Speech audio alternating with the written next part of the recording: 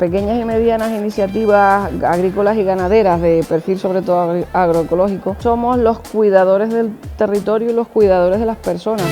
La agricultura ecológica a nivel de técnicas de producción es la producción más respetuosa con el medio y con las personas. La producción ecológica facilita la incorporación de las mujeres y los jóvenes a este sector agrícola y ganadero de forma profesional. Estaríamos hablando de una producción muy cercana, sin X gasto, a un consumo que ganan ambas partes.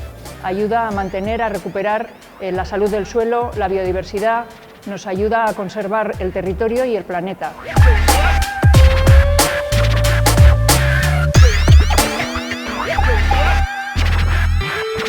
La política agraria común, tal y como se está aplicando en este periodo 2023-2027, sí que está concentrando recursos hacia el incremento de escala de las explotaciones. El sector ecológico debería tener una discriminación positiva en todo lo que sean políticas públicas relacionadas también con ayudas, compra pública, etc. Por ejemplo, poner unas normativas que realmente apoyen la venta local de productos agroecológicos producidos en el terreno.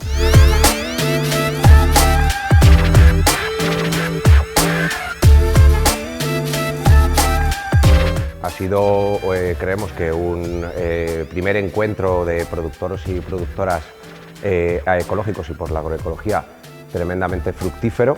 La única manera de hacer ese cambio es que nos juntemos y hagamos fuerza juntos y seamos sector realmente. En la red de municipios por la agroecología, los municipios entendieron que hacía falta trabajar con los grupos de productores y productoras ecológicos y por la agroecología para entender mejor cuáles eran las políticas que tenían que implementar para apoyar la producción de alimentos a nivel local, para apoyar al sector productor. Los gobiernos locales somos los gobiernos más cercanos, ¿no?, de la ciudadanía, ¿no? Somos el último eslabón de esta cadena institucional y yo creo que tenemos mucho que hacer, ¿no? Nos importa tanto las técnicas de producción como los circuitos cortos de comercialización, el trabajo en red, el generar conciencia de la realidad urbana, de cómo es la realidad rural y agrícola.